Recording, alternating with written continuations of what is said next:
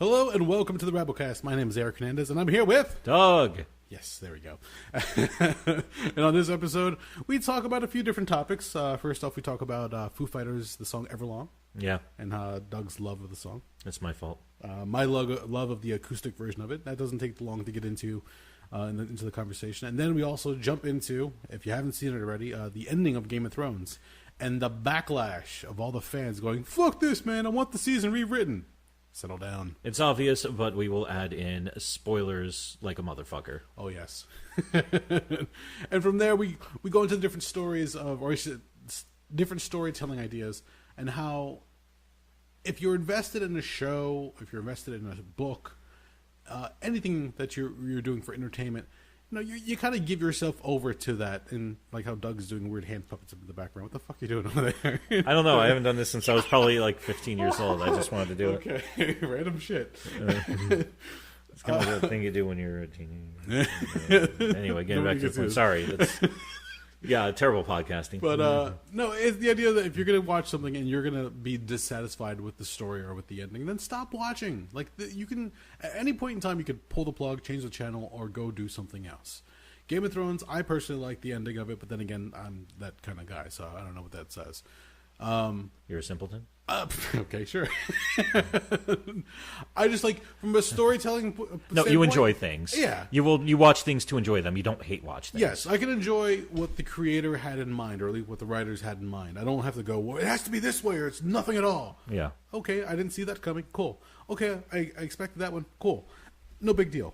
Game of Thrones, it was a mixed bag, but I like the way it ended.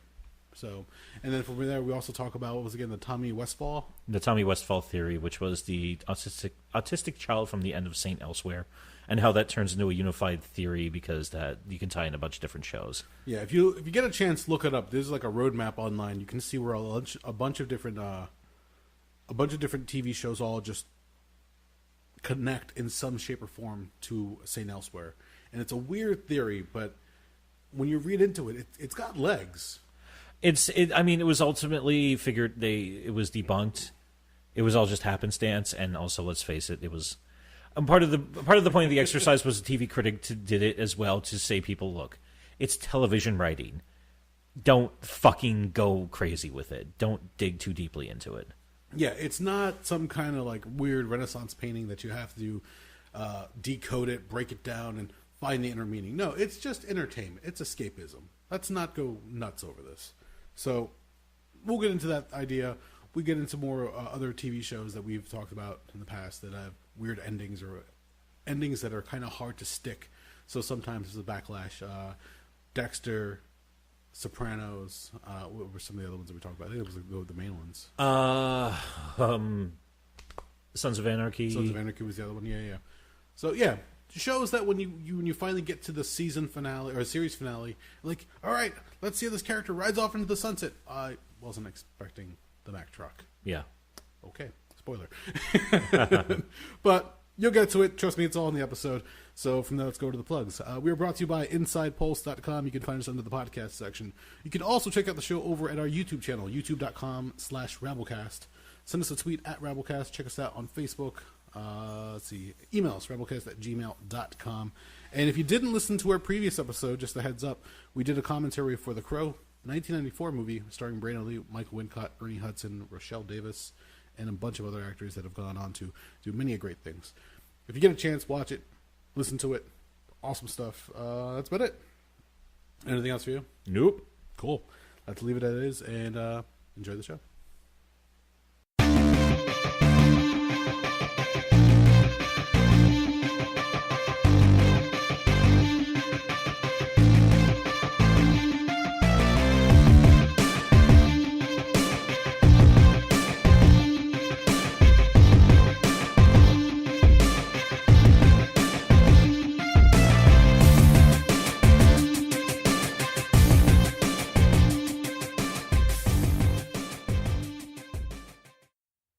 You know what pisses me off? Many things. You're not wrong. But specifically right now, and this has been in my head all day. Fox News. Once again, no. I try not to think about those fucking idiots. Okay. How impossibly good Everlong by the Foo Fighters is. Okay. It's I'm not debating on that one. It is a good song. it's a goddamn good song. It's a good song in the I don't know which one came out first. Was it the fast tempo version or the slowed down tempo? Which one was the initial release? There's more than one? Yeah. What? You've never heard the slowed down version of Everlong? I've heard an acoustic, but that's about it. Maybe that's the version I'm thinking of then. I don't know. I'm thinking of the one specifically that had the video, the one that came out in spring 1997, So off regular, the second Foo Fighters record. The regular version of it, yeah. I guess so. Yeah. Awesome song, yeah. Well, what did that come up? I don't know. Because I refuse to put music on my phone or podcasts on my phone. Because, I'm still coming to grips with the fact that I have a smartphone 2.5 years after I bought the goddamn thing. I have technology, but I refuse to use it to its fullest extent. When I got my car, I looked in the middle console and I realized there's a USB port here. What the fuck do I do with that? You stick a dick in it. Well, sure, but that's not really going to accomplish much of anything. No, so somebody recommended to me, it's like, oh, why don't you just get a USB port or a USB or, a flash drive and put all your music on that? And I'm like, a what now? And lo and behold, that's what I've been doing for like 6 years now. Are you still using the same flash drive, or did you ever have to get a different one? No, it still works. Wow, really? Yeah, it's an older one. The format on it doesn't quite... gets a little wonky sometimes. Yeah. I have to unplug it and leave it out for a while, especially if it's bitter cold or stupid hot. Yes. Okay. But the reason this all came up is every now and again I'll go on a spree where I'll go through Amazon or Bandcamp or something like that, and I'll buy a bunch of new music and throw it on there, since I'm constantly switching out what's on there and what's not. It's a lot more of a pain in the ass because I have to remember to bring in the flash drive, plug it into my computer, open it up, delete what I want, which is kind of a clunky process, and then throw the new stuff on there so it copies properly. Because I go for triple redundancy. I've got music on my computer, on that USB drive, and also on my external hard drive. Okay. So I got everything. But never on your phone? Never on my phone. Okay. No, because I've been told the more memory you use, the more time it chops off the overall life of the phone. I don't know if that's true or not. I've heard that because I've always generally heard the more stuff you shove onto it, the more it kind of... Well, yeah, it's like with anything, the more it has to sift through shit, the more battery life it's going to eat up and whatnot. Yeah, so. And I already burned through enough of my goddamn thing. Okay. So I was flipping around because, I control everything through the dashboard. And I forgot I'd put Everlong by the Foo Fighters on it, which is the only Foo Fighters song I like. Okay. Everything else I could give a fuck less about, truth be told. And I'm sitting there listening to it on the drive home from work, and all I could think was... It hurts how good this song is. Yeah. It's almost uncomfortable. Really? Yeah. That point for you, huh? Yeah, and it's also interesting too because that song is, given the fact it's 22 years old. I remember when that song came out, and I was getting ready to start my senior year of high school. Okay. Because I came out in '97 on their second fucking album. And they had that really fucking weird video with the fucking Dave Grohl running around doing dumb shit and the fucking Teddy Boys. Yep. And, yeah, and fucking Pat Smear was there and all those assholes. The era of MTV and VH1, yeah. Yeah. It's absolutely dreadful. And I think I figured it out. That one point towards the end before they hit the chorus for the final time, I actually looked it up. When you hear those whisperings, it's a combination of somebody reading an old love letter and some studio noise that they just fooled around with the levels on. Yes. And they just mixed it all together. I did hear about that recently. Yeah. There was an article that was out, talked about Everlong, and then the other song that they had, one of their hits, There Goes My Hero. Oh, yeah. Where he flat out said, he goes, yeah, that's about Kurt Cobain. Really? Yeah. So and when I went back to go listen to it, I'm like, oh, shit, why did I never put the two and two together? Well, because I would not have put it together because I never knew Dave Grohl's... I'm not a Dave Grohl super fan, so I never really looked for it, but I never knew his specific feelings on Cobain's suicide. Okay, fair enough. So I didn't know if he was, oh man, I miss him. Yeah. Wow, fuck that asshole for fucking taking the easy way out. I love him to death, or a combination thereof, because you can have multiple feelings, especially over something as complex and difficult as that. His is the interesting story only because, granted, he's a fantastic musician, but he was the drummer in Nirvana. Yeah. And Nirvana is known for its time and what it accomplished. And then there's also the death of Kurt Cobain.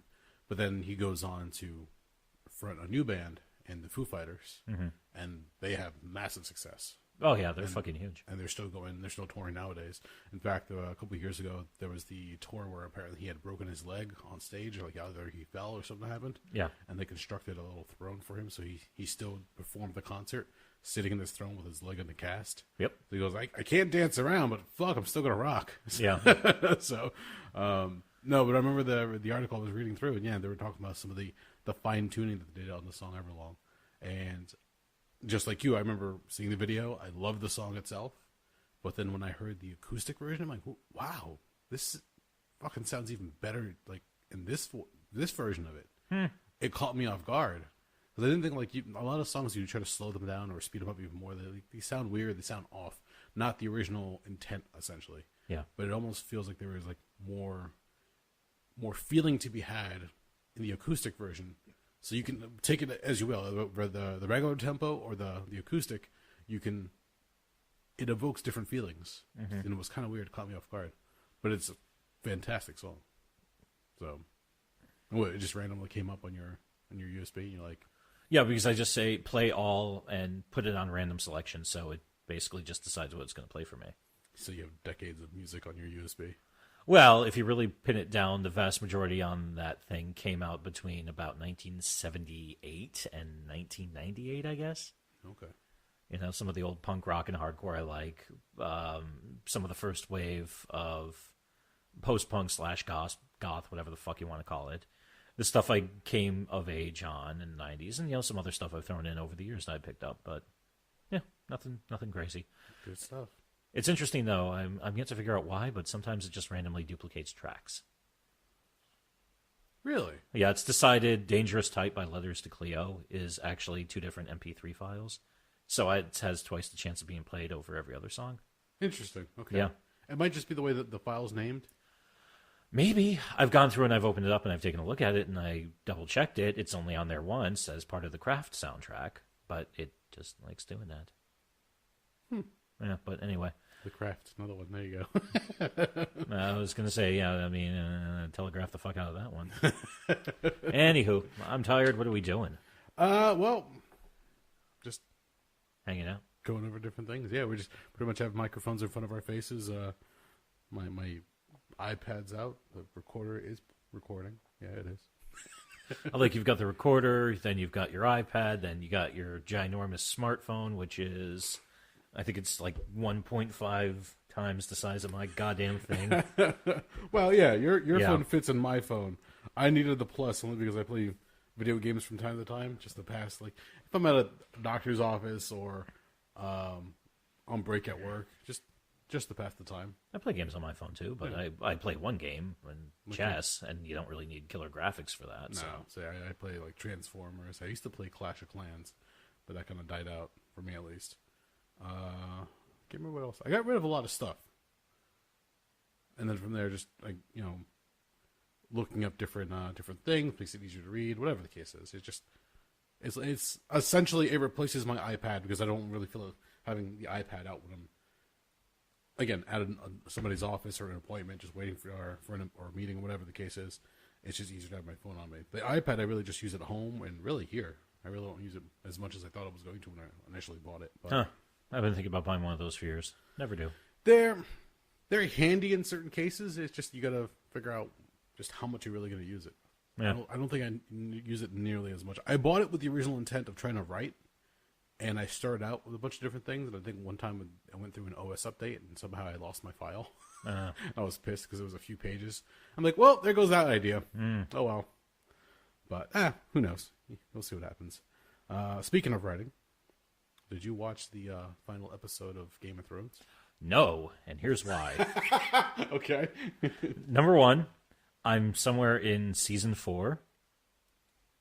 Number 2, the main reason I was actually watching the goddamn show was a bunch of my friends are all huge Game of Thrones fans. Okay. And they were constantly saying, oh, you gotta watch it so we can all talk about it together. It'll be great. To which my normal reply was, just fucking talk about it. I don't care. It's like, no, spoilers. And I always tell them, I've already fucking spoiled the fucking show. Because if I'm going to spoil anything on anyone, I'm going to spoil things on myself. Because I take a weird perverse joy in that sometimes. So I don't give a shit if you guys want to talk about it. I already know what the fuck happened because, honest to God, Monday morning when I open up CNN or Slate or Huffington Post or Salon or Vox or any of other fucking 19 different news sites. Yeah, take your pick. Everybody is just got fucking 73 goddamn stories about Game of fucking Thrones. Oh, yeah. And I was like, this isn't news. I mean, put it in it's entertainment news, but it's not news. Let's put it this way. I don't think it was, I think it was the third or fourth episode. Whenever it was when they defeated the Night King. Spoilers. The one episode where they had the Starbucks coffee. That was left on the table. Yeah. And during the one scene where everybody's loving Jon Snow and Daenerys is looking over, just like jealous as all fuck. Yeah, there's a cup of coffee there. There's a cup of coffee there, and it grew. It went viral to the point where people were like, "Oh my god, there's a cup of coffee there! It's Starbucks! It's so out of place!" And like you said, all those different social sites were putting up their stories and taking a picture of it and zooming in, drawing the circle around it and magnifying it. It's like, do you really need... Okay, they fucked up. They left a cup of coffee there. Later on, apparently it was revealed that Emilia Clarke, who plays Daenerys Targaryen, said, oh yeah, that apparently was Jason Momoa's fault. He was visiting the set. And he was drinking his Starbucks. And then they said, all right, we got to start rolling. All right, cool, man. And he just puts his cup down and walks away. Why do you put his cup... I wonder if he did that on purpose to fuck with him. That's a good question. Because he's got a weird sense of humor, and I like that about him. So that was done. I think the episode had premiered that Sunday, and then by Tuesday, they had re-edited the episode to remove it, and then uploaded the new episode, so anybody watching it on streaming wouldn't catch it again. Well, that was one of 3 major issues that have come up so far. Yeah, then there was the other one in the finale, where there's the court as they're all deciding the fate of the land. And you can see by the boot of one of the guys, there's a water bottle just tucked away. Which, funny enough, I went back to watch another recap video after the fact to see. I'm like, is this like a gag? Did somebody Photoshop the water bottle in just to fuck with them even further? Mm-hmm. But no, even in the recap videos of other sites, the bottle's there. If you just look close enough, they haven't zoomed in. They haven't isolated it. It's clear as day. Not only there, but one of the other actors also. It's like very slight. You can see. So there's 2 water bottles that are on that set that get caught by the camera. Like, yeah, well, fuck off. And the third is actually one of my favorites. Which was this? Apparently in either the 4th or 5th episode, when they got the big reunion between Cersei Lannister, Lena Headey, and her brother, who was fucking her. Yes. Jaime Lannister. Thank you. I was about to say the guy who looks like a young Bill Pullman. Because he does. He very much so. Yeah, at one point you see them hug and you very clearly see his right hand, which was cut off in, I think, season 2. Yes. So, and everybody else was like, what the fuck, guys? I mean, you're supposed to have a golden hand for fucking seasons and long. Oops. Yeah. So I love how... And like I said, I'm actually, if anything, I'm happy that everybody fucking turned on it that hard, because this means I don't have to watch the remaining 4 fucking seasons. Because honestly, I stopped caring. I never really got that hard into the show. The sword and sorcery shit, it doesn't really grab my attention as much. All right, do you want to get into this? Because I think the idea that they're like, oh, we're gonna take a year off and we're gonna do a truncated season, but the episodes are only going to be 6 instead of 10, and they're going to be an hour and a half instead of an hour. So essentially, you're still getting, 9 episodes? For all intents and purposes, it's just a little bit more flowing because you don't have the start and stop of we have to run credits and then wait a week and then reopening. At one point, Jen and I had not been watching. I think we were like, when was the Red Wedding? I have no idea. It's like 3 or 4. The seasons. I'm not gonna lie. I said I was in season 4, but honestly, like most of season 3 and a decent chunk of season 2, I slept through. Fair, because there's a lot. It's a very dense show. Oh yeah, and it's. And anyway. As you go through, because I think we had mentioned this before, where George R.R. Martin was approached by multiple studios and creative types where they wanted to take portions of his story and make it into a movie or a TV series, but only certain portions. They didn't want to take the whole story because it was deemed unfilmable the way it was. Oh, you mean the parts with the violent rape or the incest or more rape? Not even those. Those they were fine with. Oh. It's just the amount of characters. Because even on the show, there are certain characters that don't even... there are certain characters that died in the books but somehow survived in the show, and vice versa. There's other characters that have become amalgams, so they can just cut down on the number of characters on screen or in the script, just so they can make it easier, again, for the flow. And George R. R. Martin said, no, it's either the whole thing or nothing, because I'm not writing just for a portion of this to appear somewhere else. It wasn't until HBO came over and said, hey, look, how about we treat it kind of like, Lord of the Rings type of show. And I was like, okay, let's give it a shot and see if we can pull this off. So it was D.B. Weiss and Benoff, I think it was the guy's name. I don't know. The writers and the producers of the show. I know. I remember. Yeah, I know there's two of them. It's two guys. I just couldn't remember their names. Yeah, in recent episodes when you watch on HBO, whether it's streaming or live, when they do the little recap of the episode and they give you a little more insight as to some of the characters and their feelings, those are the two writers. I like how they do the little after show up until like the final episode, just to give you more of an idea of where they're going storyline wise. It helps just track the whole thing. I liked the show because when Jen and I started watching, we were a few seasons behind, so we started binge watching it, and it just became a fun thing to watch. Mm-hmm. And it was easier for us because we're watching in 3 or 4 episodes at a clip, and we're at home doing stuff, so we could hold on to a lot of the characters and the history, and the storyline was a little easier to follow because we're not waiting week by week. What I didn't like was watching this final season because we had to wait week by week just to get another hour-and-a-half chunk. Mm-hmm. When we watched the fight against the Dead and the Night King, yeah, I felt that episode was just long and drawn out. Some of the fight scenes, I know what they were going for. They wanted to give you that feeling of the battle, of the almost like the sense of hopelessness because they're fighting this enemy that can't be destroyed. Yeah. But by the time we get there, I'm like, just fucking kill him already. So when they finally, take him down, I'm like, all right, great. Now what? Credits. Ah, fuck. Like, show me the payoff. And then you have to wait till next week, and they show you the big pyre with all the fallen soldiers. They set up ablaze. Then they have the one episode for setup, then going after Cersei, the whole thing. I love the final episode, or I should say, the second to last episode, because when Daenerys has that turn, it was a fucking wrestling moment. It really was. Because everybody at this point has been cheering her on. Like, oh my gosh, she's going to fucking do it. Like, do you realize the person you're cheering on is just as bad as all the other characters in the show?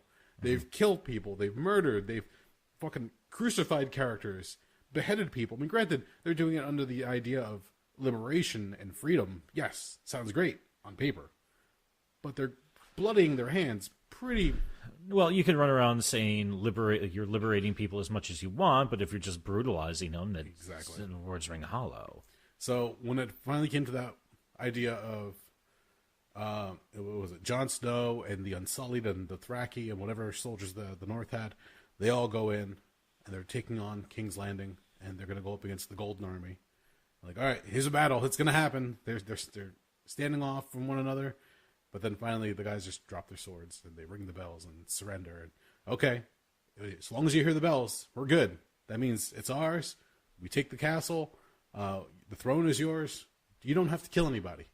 And Daenerys, just all that, the memory of her 2 dragons have been killed. The one guy that she really loved, but she couldn't return his affections, was almost like a mentor since she was given off to the Dothraki, and all this other shit just comes flooding back. Just the horrible history that she's had to endure, not to mention the history of her family and all that crazy shit.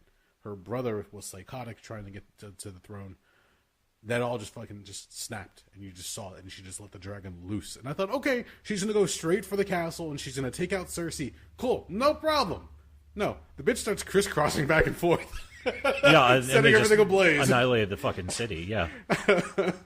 I was amazed, and I love the entire thing, because everybody was trying to come up with theories, and why it's happening, and no, she can't be that bad, and oh, maybe it's Bran, he's controlling the dragon, and who knows what's gonna... No, she snapped. She's going for this conquest. All of her advisors gave her the advice that said, no, you shouldn't do it this way, it's madness. Let them surrender. We can take it. We have the greater force. Shut the fuck up, dog. But it was the idea that she could take it easily. She's got a fucking dragon. Mm-hmm. But she couldn't let that be just it. She had to have the whole place destroyed. So the place that her family supposedly had once built years before. Yeah. She just wanted it torn down, destroyed, and she just lets loose. So that final episode where you finally have her have the conquest and she's standing over a ruined city in King's Landing, and there's ash coming down. There was in the premonitions, everybody thought it was snow, but now we know it's ash. All this other crap. I loved it. I loved the final episode because it gave me something that I wasn't expecting, and that was, granted, there's a lot of loose threads, dangling plot threads that didn't get resolved. Yeah, but spoilers if you haven't watched the final episode. For anybody listening, they kill Daenerys. Jon Snow does it. I thought Snow was going to take the throne. He didn't. I thought Arya was going to kill Daenerys. She didn't. Out of nowhere, Bran becomes the fucking king. It just, this whole thing was unexpected. I'm like, okay, cool. This is the way it's ending? When they shut the gate and Jon Snow gets sent back to the Night's Watch because he's still a bastard, and they figured, okay, you won't have any children, you won't have any wife, you can never bear a child, but you're going to be on the Night's Watch. And it was even the line at the end where they tell him this. It goes, they're still a Night's Watch? Because they defeated the Night King. I was going to say, yeah, didn't that kind of make the point of that giant fucking wall pointless if they took out those... I guess, but the wildlings are still there. But they made friends with the wildlings because they fought side by side now. He fell in love with one of the wildlings at one point. You haven't gotten to that part yet. So there was that whole back and forth. But everybody's pissed off because they didn't get the battle that they wanted. They didn't get the big epic finale. Mm-hmm. And you want to know what? Not everything goes out in a bang. Well, not only that, I mean, at its core, and this is actually one of the reasons why the show didn't hook me as much, which actually surprises me a bit. The show is a political thriller interspersed with scenes of extreme violence and fucking. Yeah. That's really all it is. And if you notice, in the earlier seasons, there's a lot more of the violence and the fucking. As the show carries on, that dwindles down. Emilia Clarke, God, I have even more of a reason never to watch the remaining fucking 4 seasons. Clarke, I was started rewatching the first episode because there were certain things they said that were Easter eggs that called back to the very first episode. Like apparently they foretold Bran becoming the king in the very first episode. So I went back and watched it. I really didn't catch it because it was late night and I was passing out. But there's that one scene where they're getting Daenerys ready to be married off to Khal Drogo. And there's Emilia Clarke. She's standing there nude. You're like, oh yeah, I forgot that happened. Shit. You know, she looks amazing. But apparently as the seasons carried on, she worked it into her contract. It goes, look, I don't want to keep doing nude scenes. That's not why I'm doing this. I'm doing this to act the character. I'm portraying this character. It doesn't require me to be nude. In fact, later on, there is a scene where her character is nude. It's a body double because the shots are long shots. You really can't see the face. But for any time they get close, you can see like from her shoulders up. So it's giving the illusion of her being naked, obviously. But she goes, no, my character is not required to be nude the entire time. I don't care what it says in the book. This is me. It's my body. I'd prefer not to be nude on camera. That's fine. It's her. She's elevated herself to this point. The character has become such a popular character. It's a fair idea for her to say, enough's enough. I just like to act. Is that cool? All right, great. But if you notice, yeah, a lot of the whoring scenes, the violent scenes, they just start dwindling off because they start focusing more on the story and development of the characters than just the shock and awe to grab your attention. I think it was like the first episode also had Tyrion played by Peter Dinklage. Thank you. Where he's pretty much just whoring it up when they go to King's Landing. Oh yeah, he's basically drinking a cup of wine while a prostitute's sucking his cock. Yeah. So you're like, whoa! Like, that catches your attention. Yeah, that's within the first 10 minutes, along with 3 decapitations, I believe. Yeah. So I'm like, what the fuck is this show? So they know how to grab you, and I've never read the books. I probably will never read the books. I don't plan to. But there's a lot of stuff apparently that's in the books that's never made it into the show, never will at this point. And people are, crying foul because now there's like a petition that went out for, I can't remember how many strong, thousands of people saying, oh, we want to sign this petition because we believe that season 8 should be rewritten and give the characters all a proper send-off. Like, yeah, fuck off. They're not your characters. Yeah, re-fucking-lax. If you really didn't like it, when I look at it this way, I'm glad I was that far behind because I never bother. I don't have to bother watching the rest of the goddamn show. I've lost it. And here's the thing. And there was some interesting stuff. Tyrion Lannister. Yes. He's actually kind of an interesting character. That weird swordsman who hangs out with him, whose name I cannot fucking remember. I think it's Bronn. something like that. Something like that, Bron or Bran or Bram. He or just wants whatever. land and money, essentially. Yeah, they call him. He's basically like a mercenary. Yeah. I actually kind of get this weird amusement out of him. He's fun. The daughter, the youngest one, fucking eyebrows. Arya. Arya, she's cool. I like her. Other than that, I just didn't really give much of a fuck about anybody. Jon Snow is, as soon as I saw him in the first episode, I was like, there's your white meat baby face. I mean, like, I had him pegged instant fucking Of course, yeah. But it was one of those things where, and you know, there's certain things when it's like it's the sword and sorcery shit for me. It doesn't grab me as much. That's why, I mean, I forced myself to watch the 3 Lord of the Rings movies.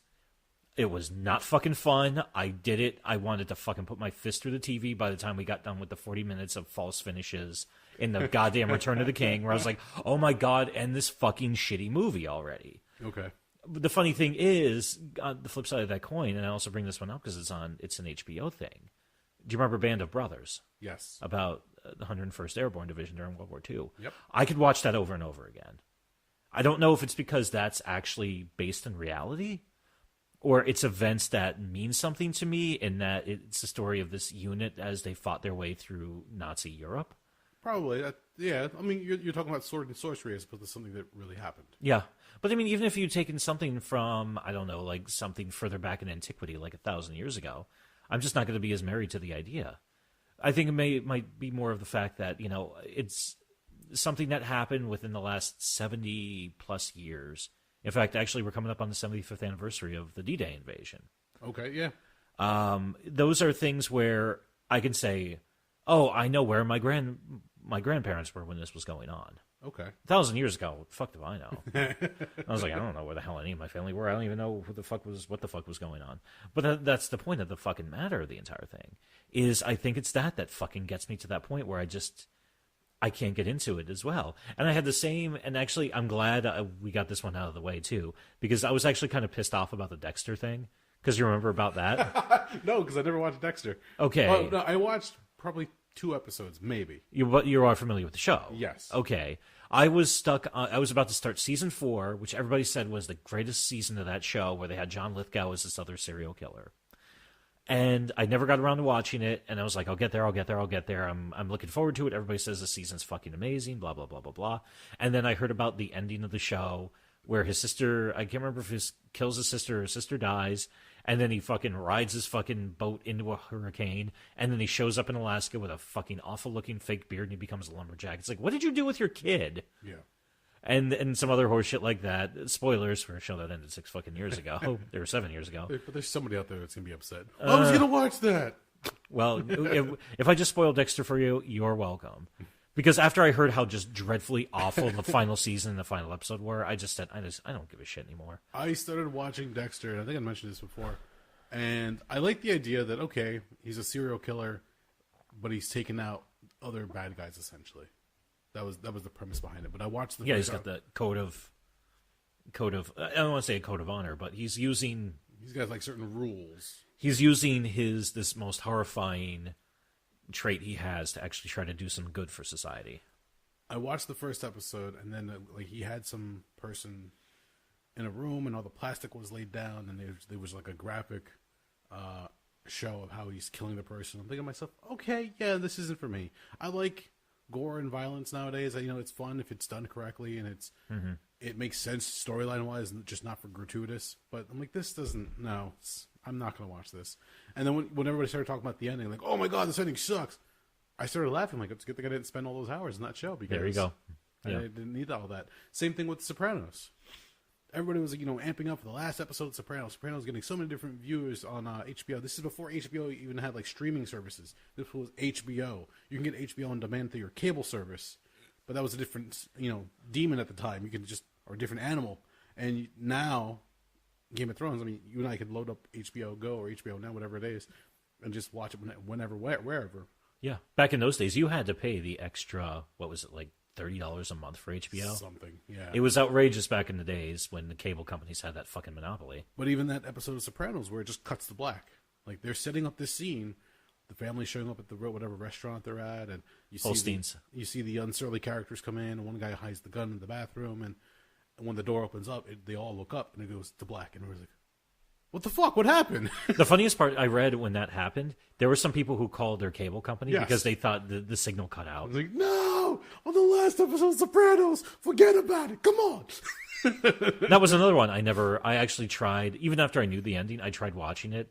But after a while, I also had the other problem of, these are all terrible people. Yes. I want them to die in the first episode of the first season, not after 7 seasons of ruining other people's shit. They're all fucking scumbags. And that's the hard part, is to watch some of these shows, but you're kind of rooting for the bad guy, or at least for like an anti-hero in some shape or form. Because that was the popular thing for the longest time. You can't just take the good guy. You've got to take the good guy and put him through a lot of shit before you can actually say, "Oh yeah, I'm rooting for this guy." Well, I mean, they've got to fall before they rise. Well, look, and the villains and the hero's got to get his heat in. Even in Game of Thrones, they literally had to kill Jon Snow and wait to bring him back. Mm-hmm. And even then, there's nothing real special about him after the fact. They reveal his actual bloodline at the end. Mm-hmm. Then you find out that Daenerys is his aunt in some weird shape or form. And they've already slept together. And because Ned Stark was like fucking around on what's her face, And they both are now, one wants the throne, she's willing to kill for it, but the other one now has claim to the throne because he's the rightful heir. It just became this whole fucking convoluted thing. And when it finally ends, and he's kissing her and he's saying to her, you'll always be my queen, always and forever, and then just stabs her. I'm like, yes! Mm-hmm. Babyface motherfucker, he takes the plunge. He has to get his hands dirty. And at that point, I was like, all right, cool. I'm good with the show. And then, unfortunately, there is the whole Lord of the Rings, like 30 false endings. And so, like, the last half hour is weird shit going on and on. But when they finally come down, and I think it was Tyrion Lannister, he's in chains. He's a prisoner at this point because he went against the queen.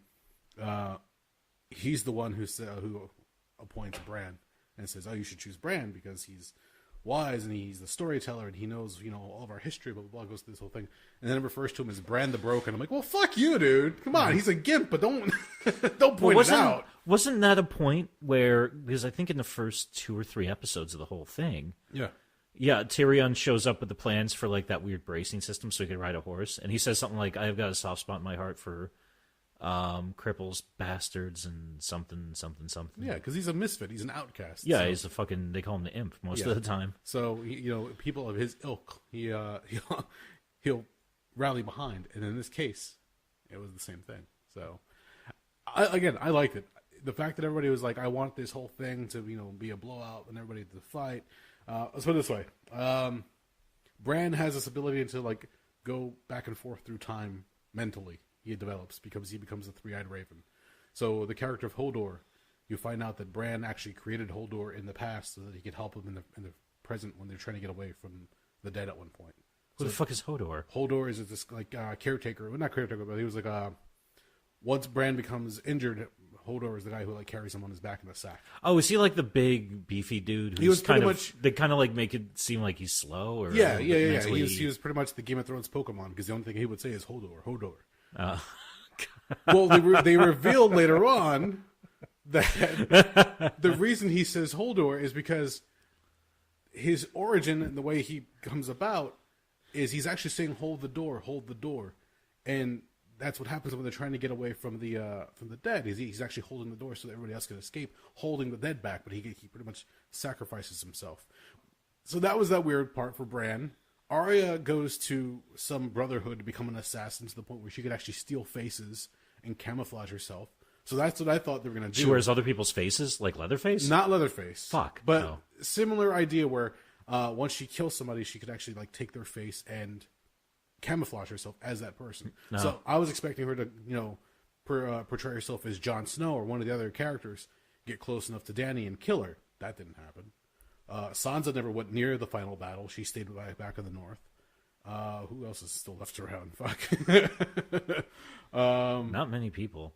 Who was not Theon? I'm trying to remember what the other character was. But all the other ones are just all strewn about. Everything is all crazy. When they finally get to the different endings, you're just like, all right, how is this going to play out? But even Sir Davos, his storyline, where he finally says, hey, look, there's been enough death. There's been enough destruction.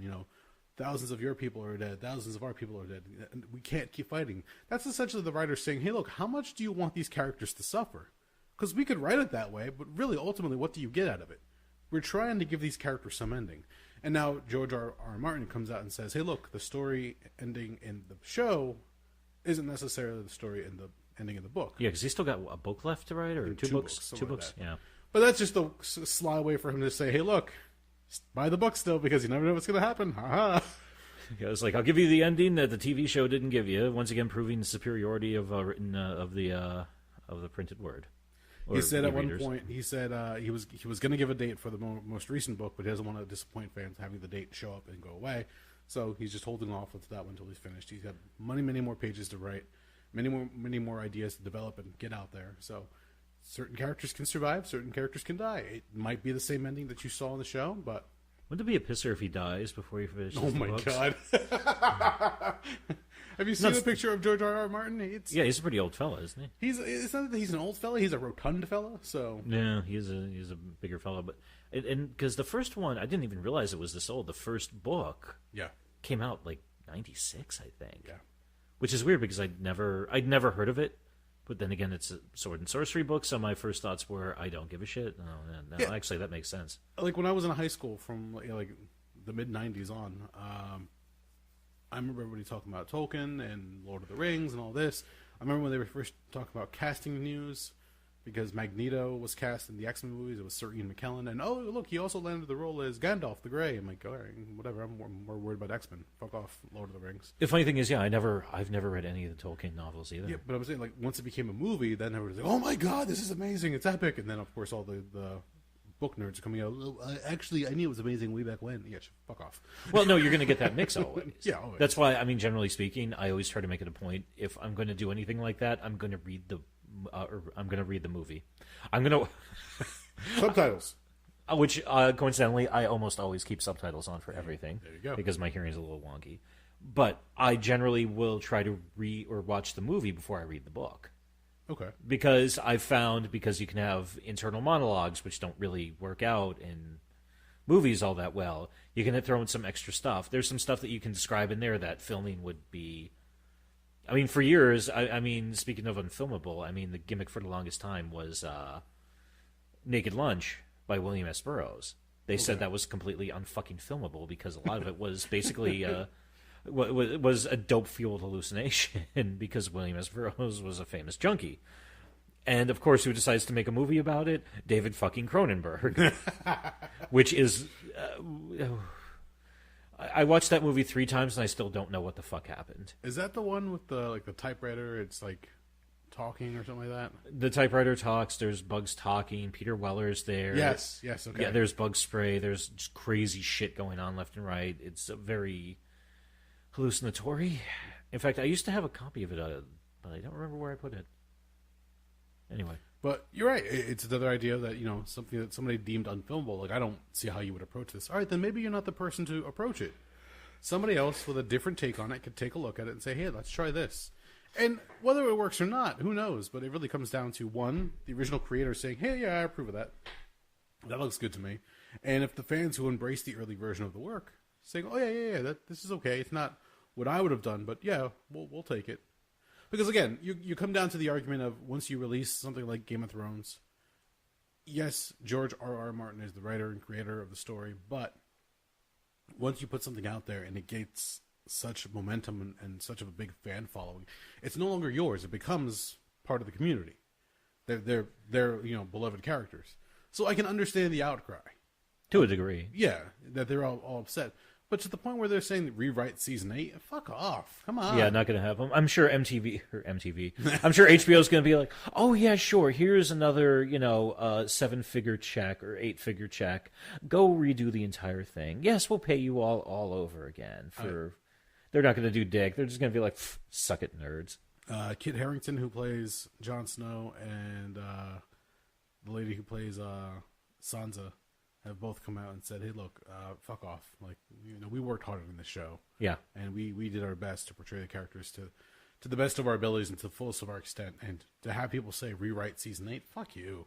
I'm looking forward to trolling my friends that I see this weekend. We'll be like, so, Game of Thrones, eh? The potential was there for an amazing finale. I will say that, yes. The route that they took was different. Because now it lends itself to a bunch of spin-offs. And they've already said that there will be a few spin-off shows from it. Yeah. So that's just HBO hoping to continue. Oh, yeah, they're cashing the fuck in. Arya, at one point, says she's going to be leaving, and she's going to go, I'm going to go west of Westeros, whatever's out there beyond. That's where I'm going to go explore. So, essentially, it's Arya goes to America. Whether... Wait, I thought this was a fictional... I'm saying, wherever they're at, you would assume that you going west means you're going in our direction. Oh, okay. So that's if they're on our land or in our world. But HBO's already said, no, we're not going to go that route. Why? That's a story of her being an assassin, a killer now. Like, she's been through hell and back. She could easily go on and do this. I'm actually... some of the stuff I remember seeing that I enjoyed was her running around with the one swordsman in the first season who was teaching her how to fight. Yes. I was like, that's cool. At one point, she's running around with... who's the motherfucker with the burned-up face? The Hound. The Hound, yes. Yeah, the two of them running around, that was fucking fun shit. Because it reminded me so much of Terminator 2 Judgment Day. If nothing else, you should watch not the final episode, but the next to last episode. Where the mountain comes back? Where it's the Hound versus the mountain. Yeah, I watched it. It's already on YouTube. Okay, yeah, that battle is actually a lot of fun because he's stabbing the fuck out of his brother, and he just won't go down. That's when he realizes, shit, I can't kill him. Well, yeah, he's undead. At one point, yeah, you just see him put like the knife through his eye, and then a few seconds later, you see them both like fucking flying out of the towers. He realizes like, well, the only way I can kill him is I have to just destroy his body so badly he won't get back up. And the other part was interesting was the fact that the Hound is terrified of fire. That's his face is all disfigured by his brother and everything else. So he goes, well, fuck it. The only thing that's going to take him out is the thing that I'm scared of the most. So I'm just going to throw myself into it. Yeah. So they just go over the edge of the stairway and down they plunge. I'm like, oh, of course it had to be fire. Yeah. It's also a weird way to go. It's also interesting because, the guy who plays the mountain, he's, I can never remember his fucking name. He's that Icelandic dude who's got all those wild strongman titles right now. Bjorn something? I think they switched actors at one point. They did. The guy who's in the first season is not the one who's in the later seasons. Okay. They definitely changed it up. Because even if you look at the guy, you could tell, I mean, he's a big dude, but in later seasons, he almost doesn't look human. Because, that Bjornsson? Something like that, Bjornsson, I want to say. Yeah, he doesn't... I mean, he's like a good 6'6", 6'7", and he's like 400 pounds of fucking beef. The guy is brutal. I mean, you're talking about a guy with like he's got like 1,000-pound deadlift. It's fucking nuts. He's a big guy already, and then you put the armor on him. Yeah, and he just looks like a house. Yeah, he literally looks like a fucking mountain coming to attack your ass. He looks like a medieval version of the Juggernaut. Yeah, that's a good way to put it, actually. Like, I don't know how he even walks up or down those stairs. It's ridiculous. The funny thing is, actually, before he got into competitive strongman, he was a basketball player. Was he? Yeah, there's pictures of him out there before he put on all the muscle, and he's a lot leaner. I mean, he's still a beefy, powerful-looking guy. But yeah, it's interesting to see. Yeah, I can't pronounce his name. I found him right here. There's a shot right there. It's half Thor Bjornsson. Yeah. Yeah, he's just a monster of a man. Yeah. My favorite is when you see the red carpet events, and he's standing there next to his wife. Oh, and she's just a petite little thing compared to him. Well, I've seen pictures of him with like other people in the cast, and I think there was a picture of him with Arya Stark when she was still kind of, because she's young, she's in her early 20s, I think. Yeah. Yeah, so I think when they started the show, I think she was still like 13 or 14. It's just, I remember the joke of Joe Rogan talking about Shaquille O'Neal when the argument of all men are created equal. He goes, "Fuck no, my face is where Shaquille O'Neal's dick is. How is that created equal?" And then you look at somebody like Bjornsson with his wife. I'm like, how does the mechanics work for that one? I mean, I know they're husband and wife, but things get kind of weird, don't they? I'm reminded of the story of, for years, there was rumor that a Polaroid, or a set of Polaroids, was floating around wrestling locker rooms. And on the Polaroids, somebody surreptitiously took pictures of Andre the Giant fucking a rat. And the phrase I often would hear associated with it was a lion fucking a kitten. Okay. Or was it a lion? No, pardon me, a lion fucking a rabbit. Fucking weird. Well, I mean, you think about it, and I mean, given the fact that the guy is that growth hormone defect that he had. Mm-hmm. Yeah, it goes to reason that everything kept growing, including his dick. So yeah, at a certain point, you just wonder. It's like, man, how the hell could this? Like, I don't know. But anyway, getting back to the point. We're just gonna leave you with that visual and then get back to see what we're talking about. Well, no, actually, because you said it too about Joe Rogan, his face where Shaquille O'Neal's cock is. Yeah. One of my favorite jokes from Cat Williams' Pimp Chronicles Volume 1 is when he's talking about meeting Shaquille O'Neal and he's thinking, it's like, how the fuck can I congratulate you on a good game when your dick is laying on my forehead? Because Cat Williams is about the same height as fucking Joe Rogan, maybe a little shorter. It's true. How do you look up to the guy? Like, oops, sorry, your dick's in the way. It's like, could you move your penis and balls to the side so I can look you in the eye and say, how you doing, sir? It's like one of those, if you watch one of those kung fu movies where the guy's running towards somebody and they go to baseball slide through their legs. You go to baseball slide, you get knocked out by his sack. You're like, ow, what the fuck was that? Yeah. You look at somebody who's that size and that big, and then for Game of Thrones, the Mountain was a huge guy, and you had the Hound, who was a tall guy, but he wasn't as big compared. He almost looked normal compared to the Mountain. Yeah, even at 6'5", 6'6". So for a while, I'm like, I don't know if I'm going to buy this final battle between the two, but they made it fun. They made it, entertaining. Well, I think they played up the fact that, the Mountain was just overwhelmingly powerful. The Hound then trained up because they say his entire point was he wanted to kill his brother for disfiguring him with the fire when they were kids. Yep. Yeah, so it would make sense that he would say, okay, I can't beat him on strength. I'll develop better technique. I'll work on my speed. I'll work on stamina. I'll work on stabbing him in the eye. Yeah, I'll work on putting a knife in his fucking eye. I don't care. I don't give a fuck how tall you are. You're fucking done when that happens. Yeah, when he trains for that and gets ready for that, but then he sees his brother and he's undead. Yeah. Did you prepare for that part? Well, he did the best he fucking could. Because I love the cleric or whatever it was that was standing there in front of the mountain along with Cersei when he tries to command him to stop because your queen said, and he just throws him against the wall and you see the back of his head explode like a grape. Yeah. I'm like, oh, there goes that guy. Good to go. Yeah. And Cersei's like, I'll be leaving now. Thank you. And she's just she's just like, and excuse me, I need to get the fuck out of the way because this shit's about to get ugly. I love that. That was a great scene. So, yeah. You've got to take the good with the bad when it comes to any kind of storytelling, though. Because, again, for everybody who was wanting this huge epic battle, people got pissed off when the first dragon fell when they were fighting the dead. Yeah. And then the second dragon out of nowhere gets taken out. And you only have, what was it, Drogon was the last one? I don't know. Okay, sorry. I know there were 3 dragons at one point. But for that, at the very end, that dragon survives. And you're like, all right, now there's a dragon out in the loose in Westeros. Why doesn't it just kill everybody? No, it just fucking takes Dany's body and flies off. It's like, fuck you, you killed my mom. I'm leaving now. So we could go burninate the countryside? I guess. I don't know. They just leave it open. And they're like, oh, now we're all safe. Really? You're safe? There's a giant fucking flying lizard that breathes fire. You feel safe? And it's got a beefy arm. And then Trogdor comes in. That's what's going to happen. It's going to go and do some curls. It's going to come back in 3 seasons. That's why every time I try to think of I know I've heard the 3 dragons' names now that I think about it. I cannot think of them. Because every time I do, I just think of that goddamn episode of Strong Bad where he teaches people how to draw dragons. And one of the characters is trying to write the word dragon, but they spell it like Dagron or something like that.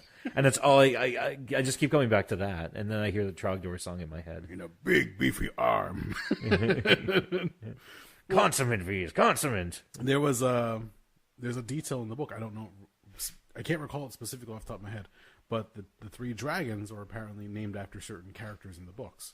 So they actually had some kind of correlation. And Khal Drogo, when he was defeated or poisoned, whatever it was that took him down, I can't remember. Again, it's been a while. I think he got cut and then it got infected. So yeah, I some think kind that was of a what got him. sickness or whatever the case. But once he died, when the dragons were born or unleashed, one of the dragons was supposed to be him reincarnated. Oh, so that would make sense. If that's the case, yeah, that's or at least in namesake, that was the idea. But that's another thing. You go back and watch the first and second season, you're like, oh yeah, Khal Drogo, fucking chasing Momoa, yeah, and then also you're like, wait, he fucking dies? Oh man, okay, this show just lost an important character. But you needed his death because that gives birth to the idea of Khaleesi and Daenerys going out there and trying to rally this army, and she did what she said she was going to do. She, crossed the sea, liberated a bunch of slaves, and was able to amass the army of, again, the Dothraki and the Unsullied, and she was going for the throne. She was going to, rule the Seven Kingdoms, and then Jon Snow says, nope, no thank you. It was fun, but everybody going out there signing petitions, and if you go to any comment thread, people talking about the horrible things of the show, how it shouldn't have been this way, and the character should have not have turned so dramatically. Like, no, you weren't paying attention if that's the case. Yeah. Yes, I did refer to it as a wrestling heel turn, essentially, in that one scene where she realizes everything's within her grasp, but then she just takes the hard route and just destroys everything. Mm-hmm. That's what she wanted all along. There was no way around it. She had suffered so much, she was going to destroy everything before she was able to lay claim to everything. But that's also a good villain, because a good villain, in their mind, they're not the villain. They're completely justified. Exactly. So the entire time you're following her, you're getting the justification through her lens. And you're following her. She's convinced you at this point that, yes, what she's doing is right. You're rooting for her. Because I remember at the end of one of the seasons, I'm like, yeah, I want to see her do this. I want to see her. Oh, that's right. She's just as bad as all the other characters. There's nobody on this show that's not dirty in some shape or form. But, I mean, I'll also give it to, in the time period, I mean, obviously it's, medieval times with magic thrown into the mix. Yes. So, which it took me way too long to figure that the fuck out because I'm an idiot. But they don't really play up the magic shit in the first, couple seasons. No, they throw that comes up a little bit later. Yeah. I mean, there's hints at it, but nothing definitive. You've got the woman in the red dress who, believes in the fire god and convinces the one lord or king to kill his own daughter because it's like a sacrifice to the god, but... Yeah, but I mean, convincing people to do stupid, crazy shit like that in the name of crazy ass religion happens every day in the real fucking nothing world. New. No, I mean the final moment when I was like, oh yeah, was when fucking what's her face, Khaleesi, Daenerys, Dany, whatever the fuck they call her. Everybody's got a different fucking name for her. It seems like she walks into fire. Yes. And then the next day when the fire extinguishes, she's butt-ass naked and she's got 3 baby dragons. I was like, oh, well, shit, there we go. But the entire thing is, given that what's going on in the world, basically you kind of have to be a piece of shit to survive. Yeah. Being a good person, unfortunately, is a very difficult thing to do. I mean, it's an interesting... Another series I recently watched, and I was rewatching a couple episodes from this, was, did you ever watch The Wire?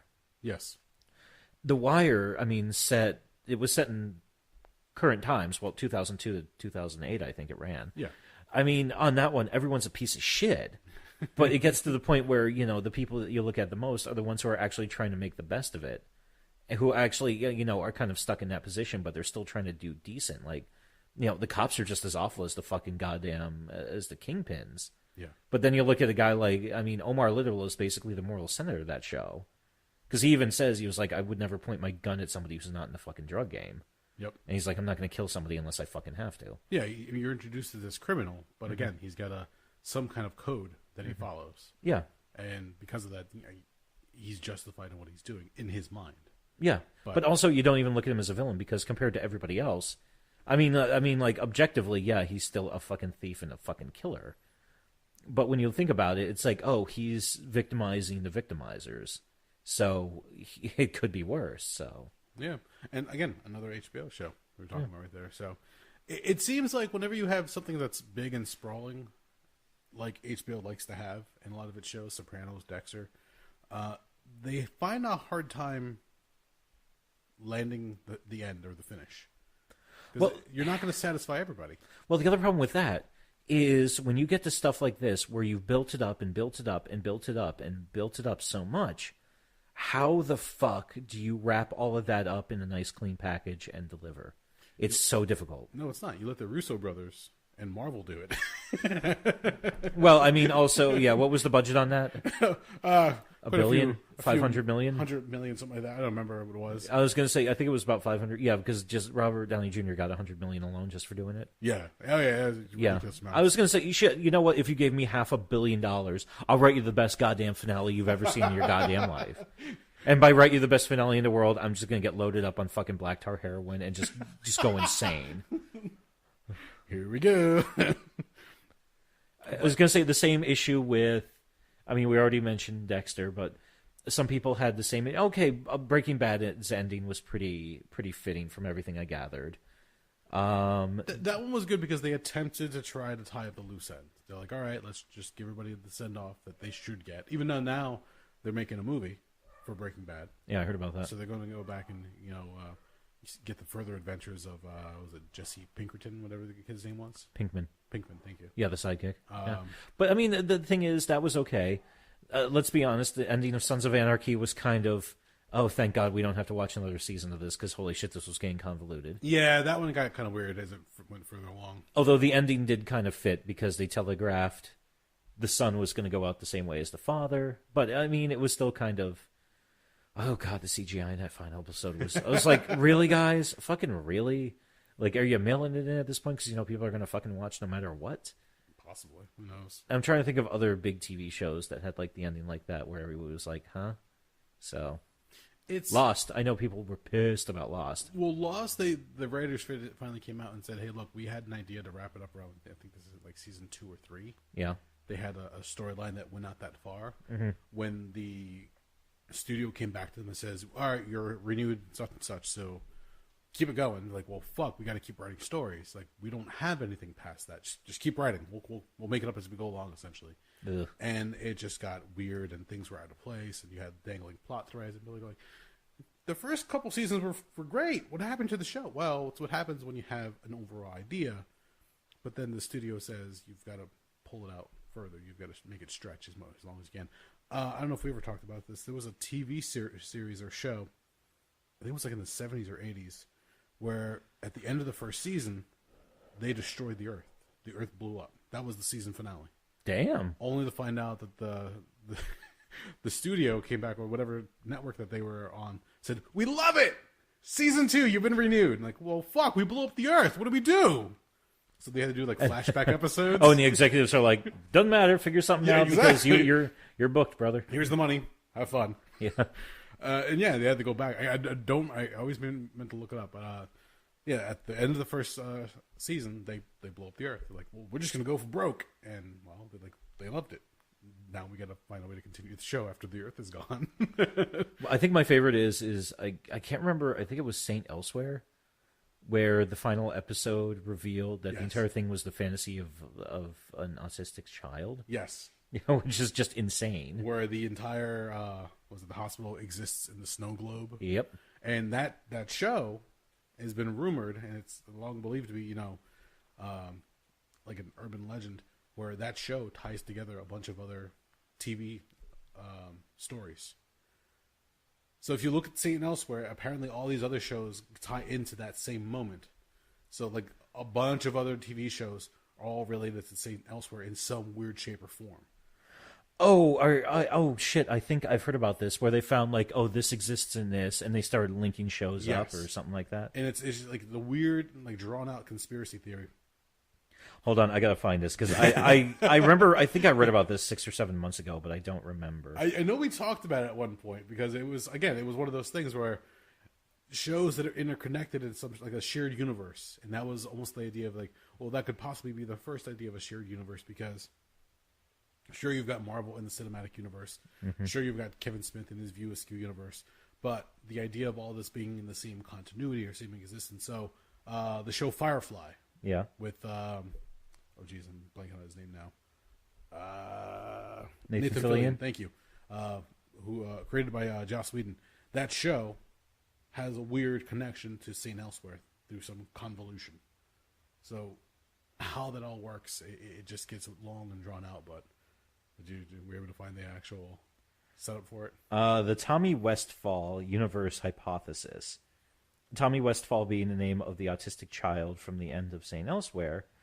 Tommy Westfall Universe Hypothesis makes the claim that not only does St. Elsewhere take place within Tommy's mind, but so do numerous other television series which are directly and indirectly connected to St. Elsewhere through fictional crossovers and spin-offs, resulting in a large fictional universe taking place entirely within Tommy's mind. There you go. It was come up with by Dwayne McDuffie back in 2002 as a reductio ad absurdum argument against making strong statements about fictional continuity based upon guest appearances.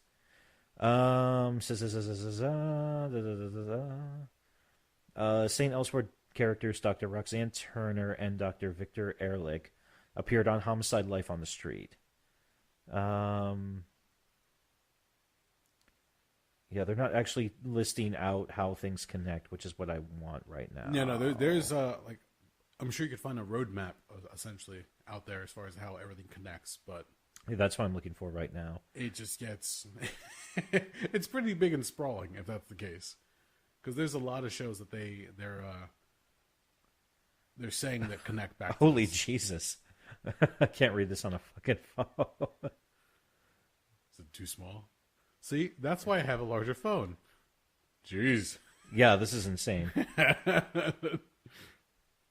Yeah, you would have to turn that sideways and then zoom in. I was going to say, yeah, the major points on this are... oh, God damn it. I don't know what I just did to my phone. You're being forced to use it to its advantage. Your advantage. Anyway, getting back to the point. Yeah, basically it looks like Homicide: Life on the Street and St. Elsewhere are the two major pieces of the equation. Yeah. So, yeah, there you go.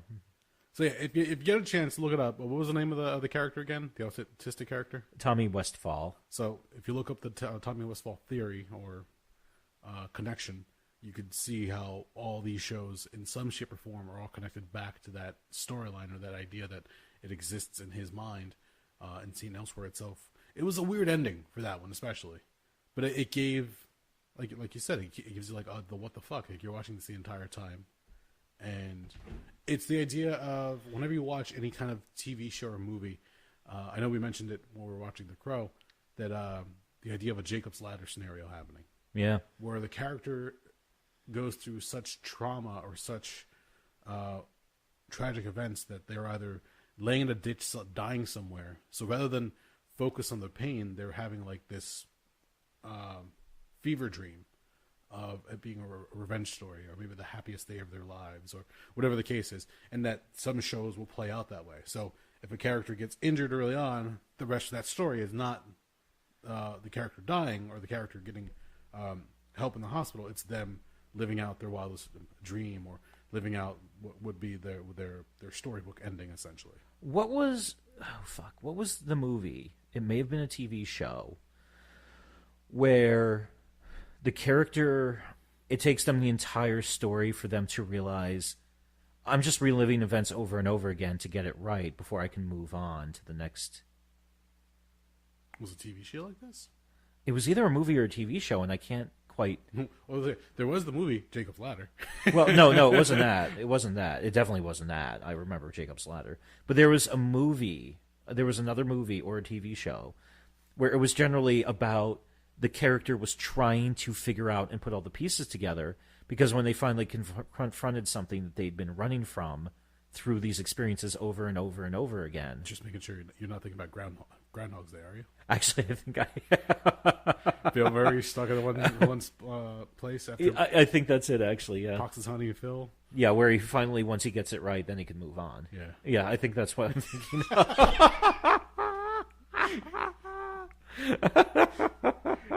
And it could be that, because, again... it makes sense. It's obviously he's not dead. He's just kind of stuck in a fucked up time loop that's obviously of some type of higher powers. I know we talked about it when we mentioned it a while back, again, because there's so many things that we go over in the show. In the script, there was a sorcery or witchcraft element to that story. In what script? In Groundhog's Day. There was? It wasn't in the movie. It was cut from the final story. Okay. But the idea is that he offends somebody in that town, and they curse him. That's what's going on. Mm.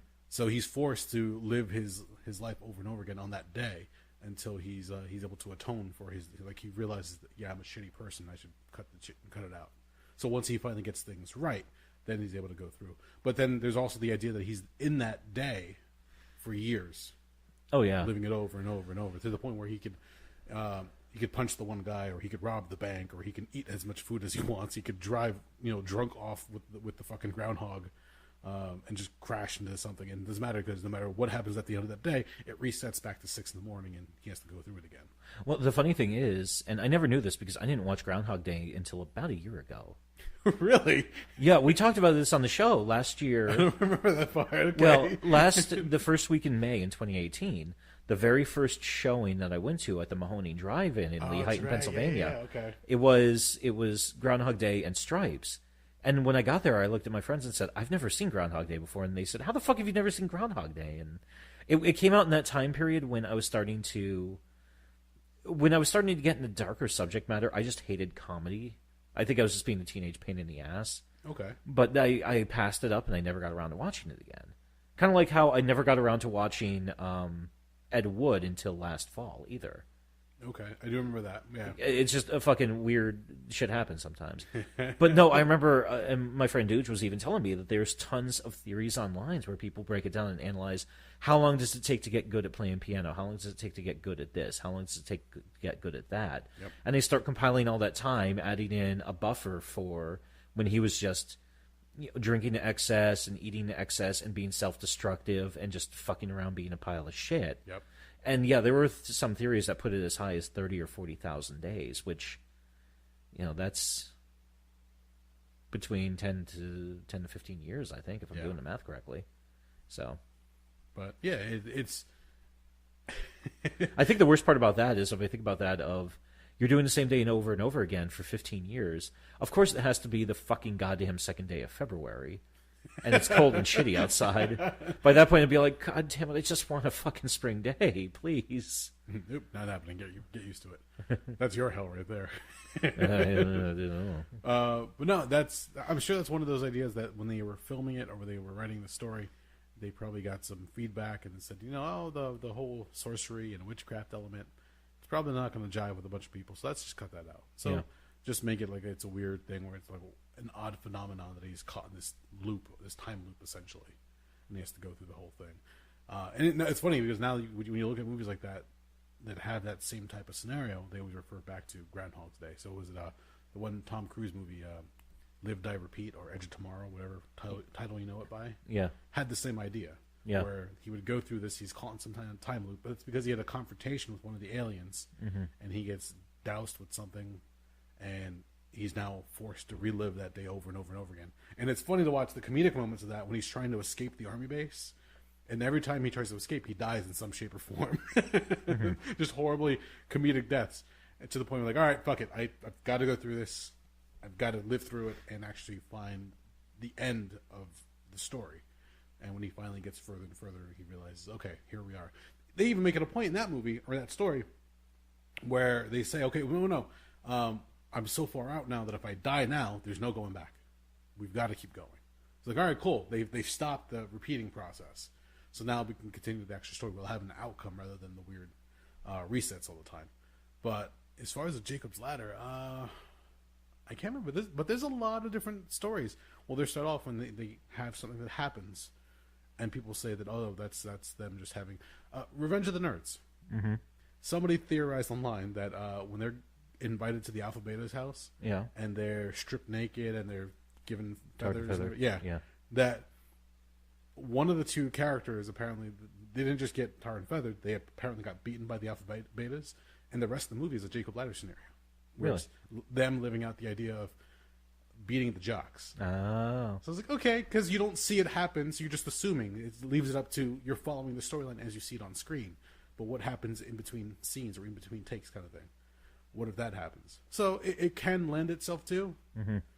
The Jacob's Ladder scenario could definitely play into a lot of different storylines, but it's never meant exactly to be that. So who knows? We just watched Game of Thrones, or we talked about Game of Thrones. The character of Bran being thrown out the window. He climbs up. The character's known early on to like to climb walls, to scale the walls of the kingdom or the castle. Winterfell. What's that? Winterfell. Was it Winterfell? Yes. Is that the town or the castle? No, that's the land itself. Is Winterfell. Oh, okay. He climbs up and he catches Jaime and Cersei Lannister boning, and Jaime, he says, what I do for love, and just throws him off the fucking the window. I can't remember how many stories down he falls. He cripples the kid. They thought he was dead. there's a lot of people that say that Game of Thrones is a Jacob's Ladder scenario from that moment on. It's just all these characters playing out in this kid's head, and then at the end you find out that Bran has become the third eye Raven, or three eye Raven, and he can now see the beginning and endings. He knows all the births and deaths because it's all in his head. He's created it essentially. Yeah. So he's the keeper of the world, but again, that's not necessarily how it plays out. It's just another story element. Again, more supernatural stuff, but that lends itself to the medieval atmosphere and settings that they put it in. So who knows?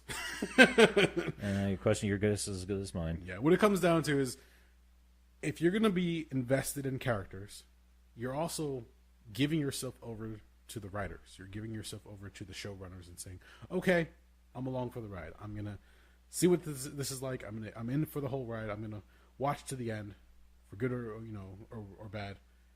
And you got to accept it. But now with fandom the way it is nowadays, if they don't get the ending that they're looking for, there's backlash. And people get so pissed off.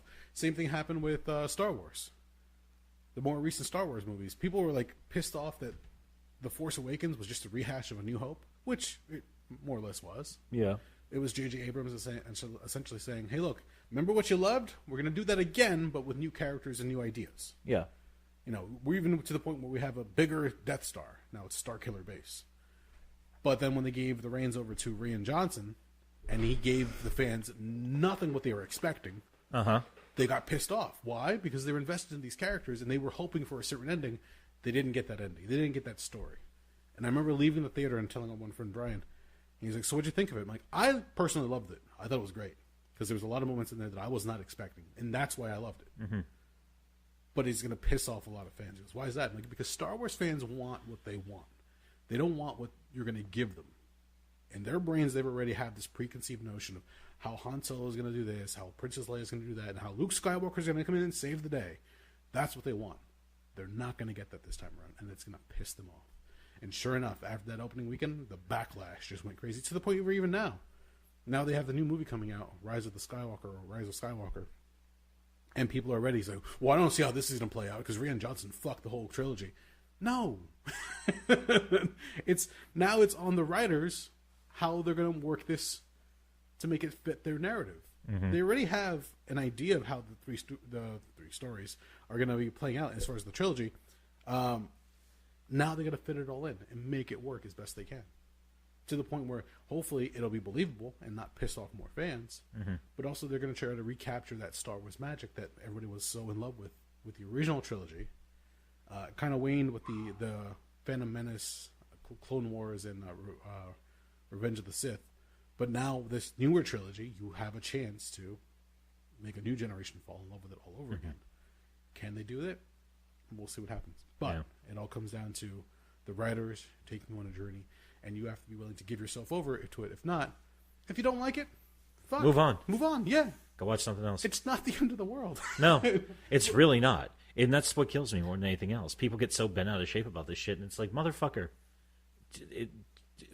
if you don't enjoy what you're seeing, if you don't like what you're seeing, after you're done with it, fucking go find something else to fucking put your energy in rather than fucking trying to turn it into this campaign where it's like, I have to destroy the people who worked on this movie.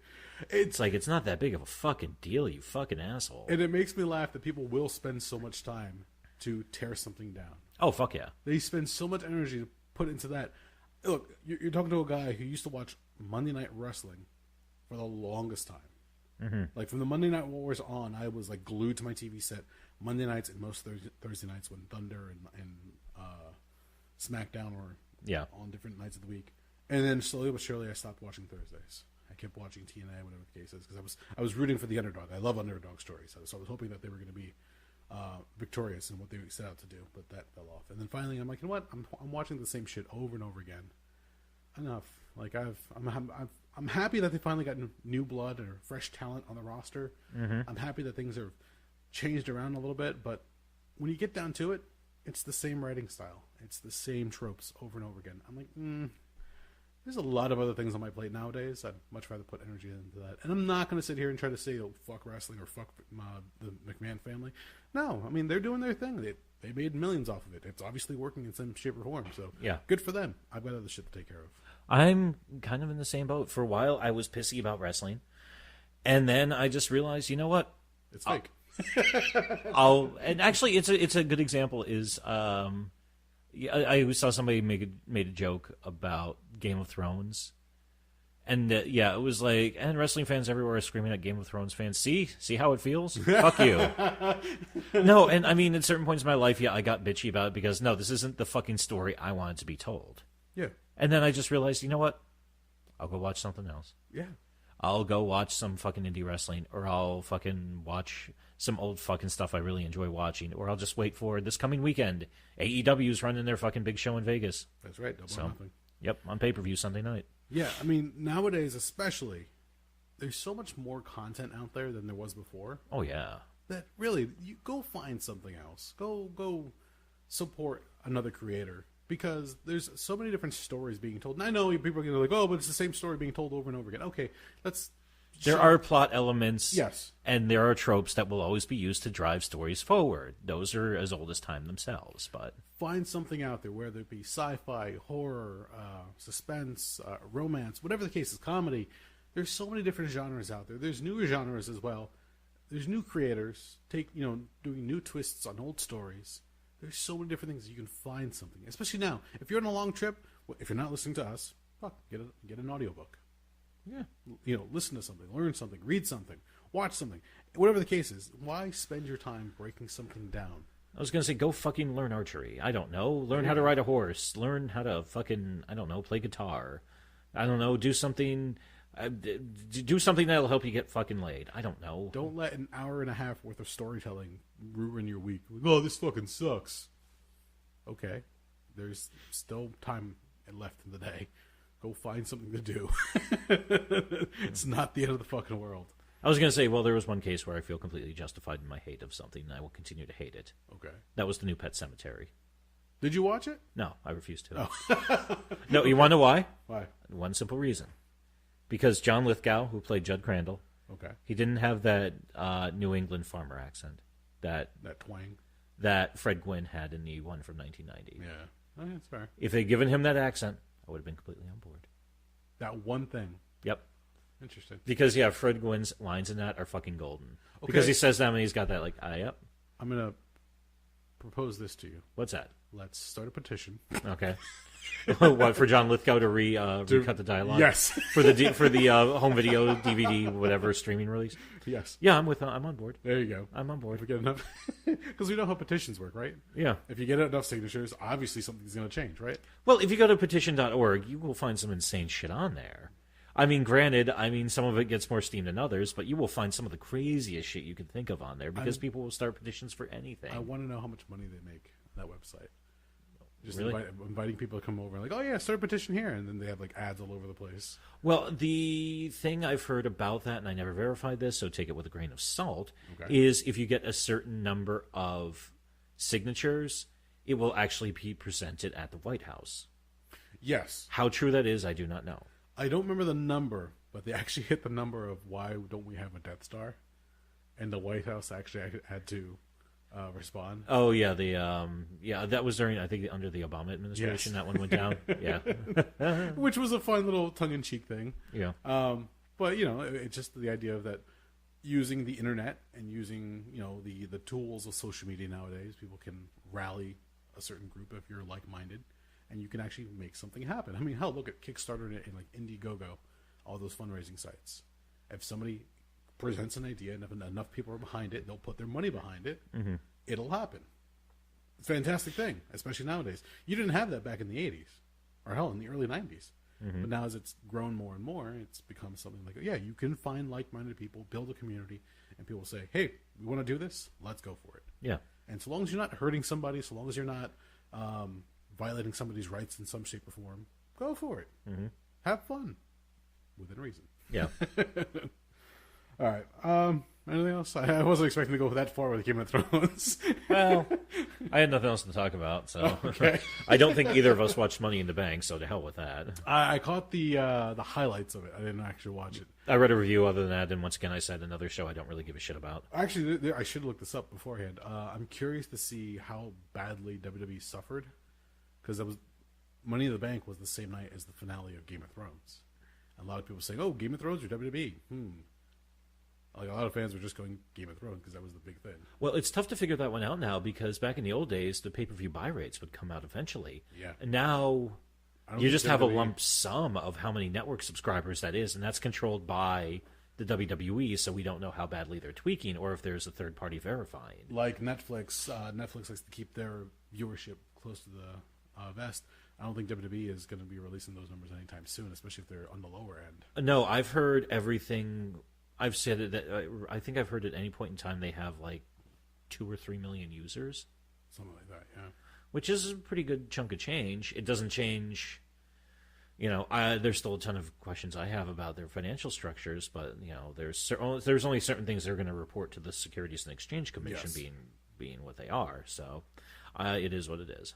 Yep, and because they said this past Monday Night Raw was the highest viewed Raw in about a month because their ratings have been slipping quite a bit. But it's still down in the shitter pretty badly. In fact, I think in the weeks after Mania, I think they had their worst viewed show in the history of Raw. Yeah.